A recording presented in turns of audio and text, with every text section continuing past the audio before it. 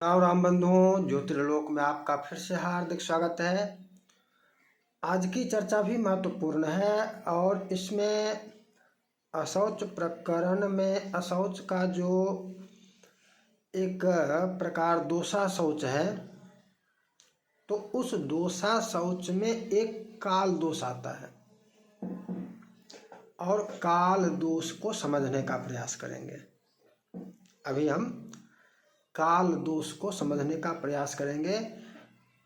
ये क्या है, कब होता है, जानते लगभग सभी हैं और इसमें मानते भी हैं। मानने में स्वेच्छाचारिता इसमें देखी जाती है और इस प्रकरण में विज्ञान भी जुड़ जाता है।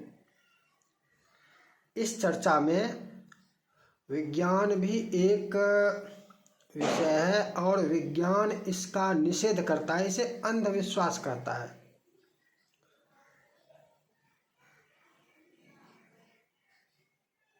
और इसी कारण से विज्ञान स्वयं अंधविश्वास सिद्ध हो जाता है। धार्मिक विषयों में, आध्यात्मिक विषयों में विज्ञान का कोई औचित्य नहीं है। विज्ञान से सिद्धि की आवश्यकता नहीं है।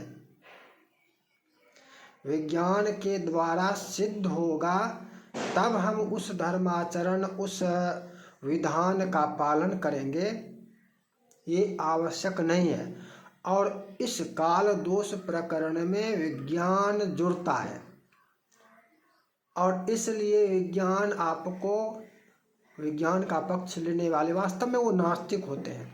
वास्तविकता ये है कि वो लोग नास्तिक होते हैं, सनातन द्रोही होते हैं। इस कारण से विज्ञान के नाम पर इसको अंधविश्वास सिद्ध करते हैं। और चूंकि वो विज्ञान वाले वैज्ञानिक लोग जो नास्तिक हैं इन विषयों को अंधविश्वास सिद्ध करने का प्रयास करते हैं, तो वो स्वतः अंधविश्वासी सिद्ध हो जाते हैं। उनका प्रमाण क्या है? मात्र विज्ञान। और जब विज्ञान नहीं था तब, जब वैज्ञानिक ये वर्तमान काल की विशेष प्रगति जो देखी जा रही है ये नहीं था तब, और विज्ञान ने दिया क्या? विज्ञान अंधविश्वास है। क्या दिया है? विज्ञान ने औषधि से मुक्ति दी है या औषधि का परतंत्र कर दिया है? विचार कीजिए। विज्ञान ने गोली और इंजेक्शन के अधीन कर दिया है लोगों को। अब जीवन गोली और इंजेक्शन के अधीन है। विज्ञान ने ये दिया, ये विज्ञान की देन है, बड़ी देन है। इस देन को कोई समझने के लिए, इस पर चर्चा करने के लिए तैयार नहीं है। ये विज्ञान की देन है कि आपका जीवन अब गोली, दवा और इंजेक्शन इसके अधीन है। विज्ञान तो स्वयं अंधविश्वासी है।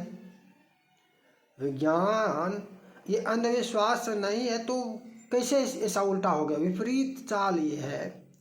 औषधि से मुक्ति होनी चाहिए थी। विकास का तात्पर्य यह होता कि मान लिया जाए औषधि की आवश्यकता पड़ती थी, विकास किया, तो इसमें ये होना चाहिए था कि औषधि की भी आवश्यकता ना हो। अब औषधि तो जाने दीजिए, औषधि कहते हैं आयुर्वेद प्रकरण में जो औषधियाँ आती हैं उनको।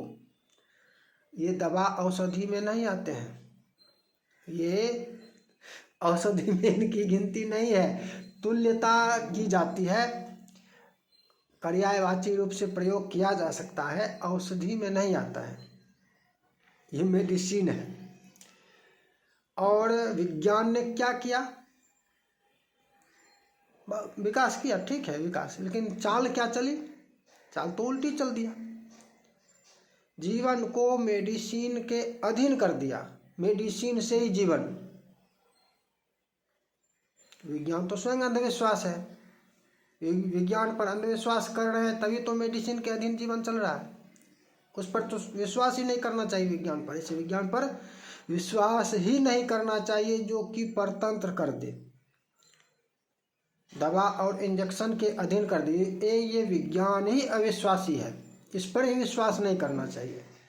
तो इस पर कितना चले, हम काल दोष पर ही आते हैं, चर्चा छोटी ही है। विज्ञान चूंकि इससे संबंध हो जाता है, संबंधित है, इसलिए विज्ञान के बारे में फिर से थोड़ा सा जो है, क्योंकि विज्ञान धर्म के विषय में, अध्यात्म के विषय में अंधविश्वास करने का प्रयास करता है। और वास्तव में नास्तिक लोग, सनातनी द्रोही लोग जो है, वो लोग वैज्ञानिक बनकर ऐसा करने का प्रयास करते हैं, दार्शनिक बन जाते हैं या क्या क्या नहीं बन जाते हैं पता नहीं, और इसको सबको अंधविश्वास सिद्ध करते हैं। काल दोष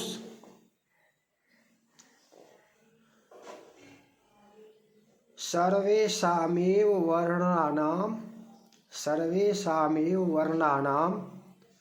सूतकम राहु दर्शने। सर्वेषामेव वर्णानां सूतकम राहु दर्शने।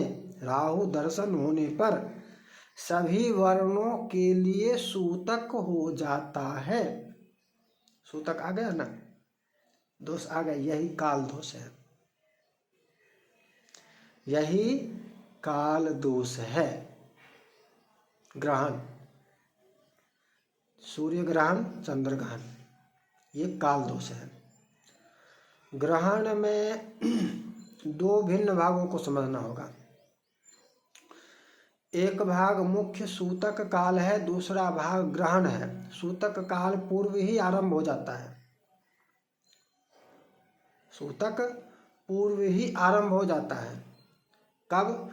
तो सूर्य ग्रहे तो नाशनीयात पूर्वम याम चतुष्टयम। वृद्ध गौतम का वचन है। सूर्य ग्रहे तो नाशनीयात पूर्वम याम चतुष्टयम, चंद्र ग्रहे तो यामां स्त्रीन बाल वृद्धा तुरैर्विना।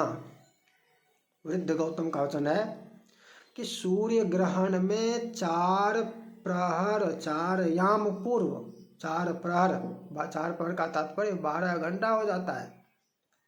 अर्थात जिस दिन हो, उस सूर्य ग्रहण जिस दिन हो, उस दिन संपूर्ण ग्रहण तक का काल, चाहे संध्या में हो या मध्याह्न में हो या पूर्वाह्न में हो, वो दिन जब तक ग्रहण समाप्त न हो जाए तब तक के लिए, क्योंकि 12 घंटे का दिन होता है। सूर्य ग्रहण से 12 घंटे पूर्व ही इसका सूतक आरंभ हो जाएगा। तो कब लगेगा? संध्या काल में भी हो तो भी 12 घंटे के मध्य ही आरंभ हो जाएगा। तो सूतक उस दिन सूर्योदय से ही प्रारंभ, सूर्य ग्रहण का सूतक सूर्योदय से ही आरंभ हो जाता है। और चंद्र ग्रहण में 3 याम कहा गया है, 3 प्रहर का।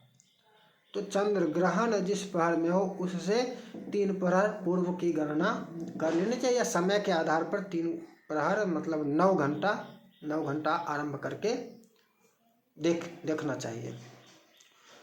अब इसमें मुख्य रूप से निषेध क्या है? स्पर्श का तो सूतक हो जाता है, स्पर्श का तो निषेध हो जाता है, और मुख्य निषेध इसमें भोजन का है। ग्रहण में मुख्य निषेध भोजन का है।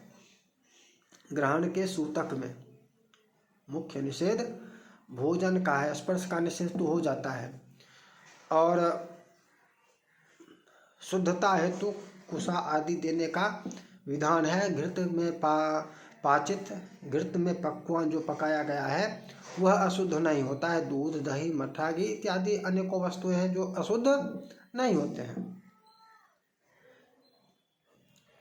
ये भिन्न प्रकरण है, इस पर अभी चर्चा हम नहीं करेंगे, हम काल दोष को ही समझेंगे। ये काल दोष है। ग्रहण में थोड़ी भिन्नता आ जाती है। भोजन का तो निषेध है, भोजन का निषेध ग्रहण में भी है, किंतु सूतक वास्तव में ग्रहण में कर्म सूतक नहीं होता है। ग्रहण के आरंभ में स्नान, और अंत में स्नान। दोनों समय स्नान है। मध्य में हवन, श्राद्ध, दान, ये सभी कर्म कर सकते हैं, ये सभी कर्म प्रशस्त हैं। हवन,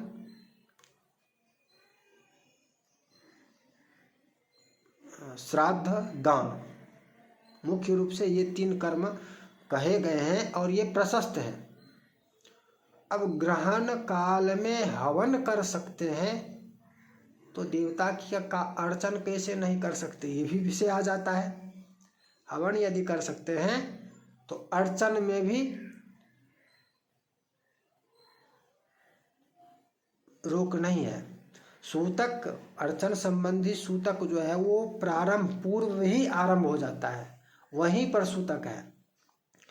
और ग्रहण की समाप्ति के साथ ही स्नान करने से अशौच निवृत्ति हो जाती है, सूतक समाप्त हो जाता है। वैसे सूतक समाप्त प्रारंभ वाले स्नान में ही हो जाता है, किंतु अंत में भी स्नान अनिवार्य है। तथ्य यह है यहाँ पर, सूतक का अंत ग्रहणारंभ में ही जो स्नान करते हैं उसी के साथ हो जाता है वास्तव में, क्योंकि वहीं से कर्म का आरंभ हो जाता है। फिर भी ग्रहण के अंत में भी स्नान अनिवार्य है, अंत का स्नान अनिवार्य है। प्रारंभ का स्नान तो उसके लिए है जिसको ग्रहण में कुछ ये सभी प्रशस्त कर्म करने हो, जैसे हवन करना हो, श्राद्ध कर रहे हो या दान करें, जो कुछ भी करें, तो इन कर्मों में प्रवृत्त होने के लिए प्रथम स्नान की सिद्धि होती है ग्रहण आरंभ काल में ही या सूतक के अंत में ही। दोनों का तात्पर्य एक ही हो जाता है। वहाँ स्नान करेंगे और वहाँ से कर्म में प्रवृत्त होंगे, जो भी करना हो। और ग्रहणांत में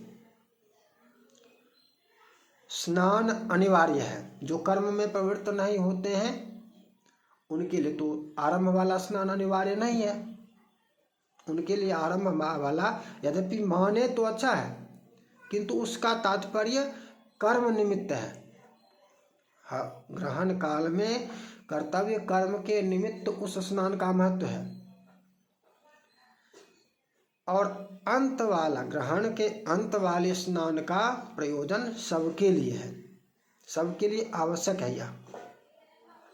और यहीं पर विज्ञान कहता है, विज्ञान क्या कहता है, नास्तिक कहते हैं, जो सनातन द्रोही हैं, जिनको सनातन से कोई लेना देना है और सनातन के विरोध में है, वो लोग ग्रहण में ये तो विज्ञान है, ये और कुछ नहीं है, इसमें वो सब अंधविश्वास है, ये अंधविश्वास। अरे मूर्खों, तुमने सनातन शास्त्रों का अध्ययन किया है क्या?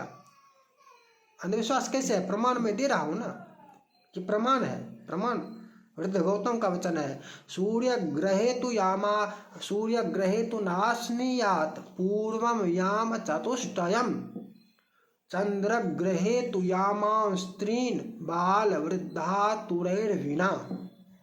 ये प्रमाण है। तो प्रमाण है तो अंधविश्वास कैसे हुआ मूर्खों?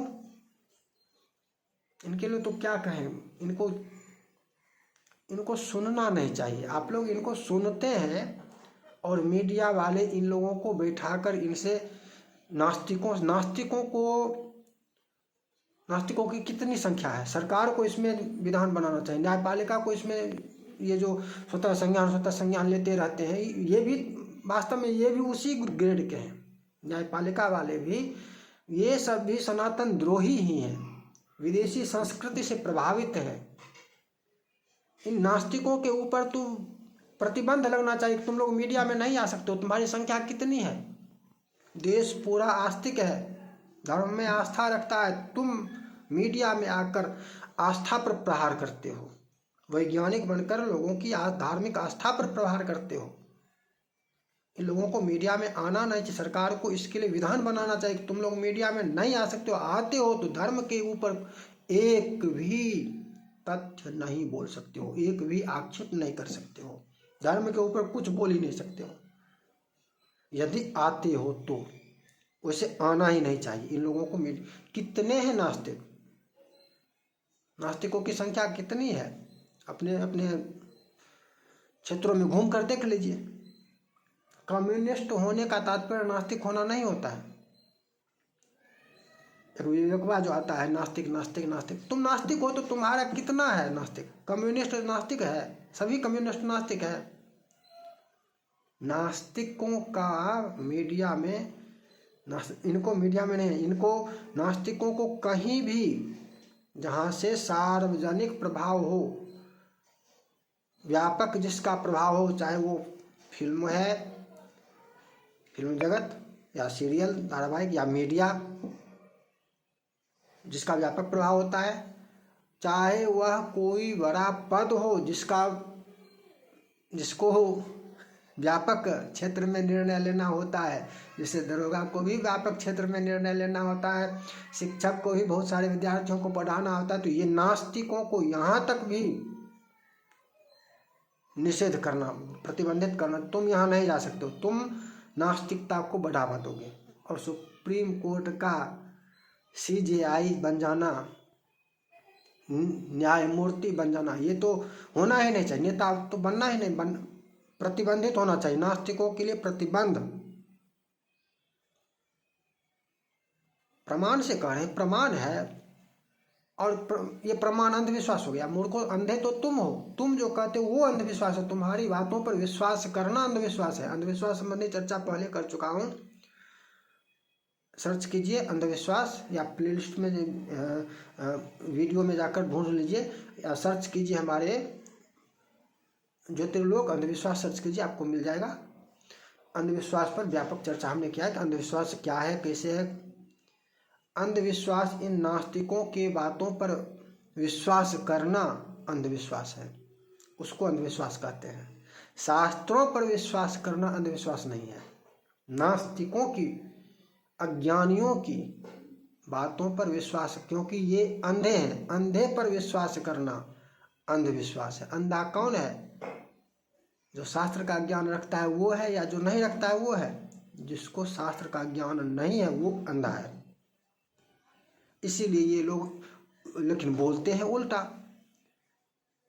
सिद्ध करने का प्रयास करते हैं उल्टा, क्योंकि इनको अभिव्यक्ति की स्वतंत्रता ऐसी मिल गई है कि इनके 2-4 हजार नास्तिक देश भर में होंगे, किंतु ये मीडिया में आकर सभी चैनलों पर ये नास्तिकता का प्रचार प्रसार करते रहते। मैं नास्तिक हूँ, तुम नास्तिक हो, गधे हो, तो तुम्हारे साथ पूरा देश गधा हो जाएगा।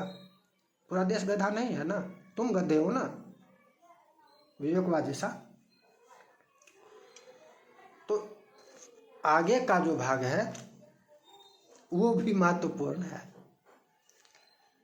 शास्त्र से सूतक है, और शास्त्र से सूतक है, शास्त्र से निषेध है, इसलिए ये अंधविश्वास नहीं है।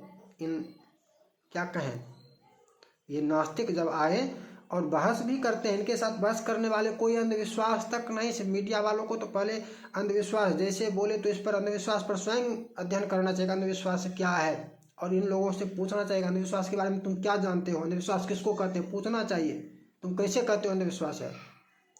लेकिन मीडिया वाला भी तो ऐसा ही जाहिल है, ऐसा ही मूर्ख है, मूड है, वो भी तो कभी कुछ नहीं जानता समझता है, उसने भी तो कभी शास्त्र का कुछ ज्ञान नहीं का, और उसको भी बताने वाला जो वहाँ पर आता जाता है वो सब भी तो उसी प्रकार का, उसी श्रेणी का होता है। वहाँ पर जो आप देखते होंगे इतना बड़ा जैसा कुछ भी देखते होंगे, माला, इतना चौड़ा पट्टा, कुछ भी, वो सब भी उसी श्रेणी का उसके पक्ष वहाँ पर मिलते हैं।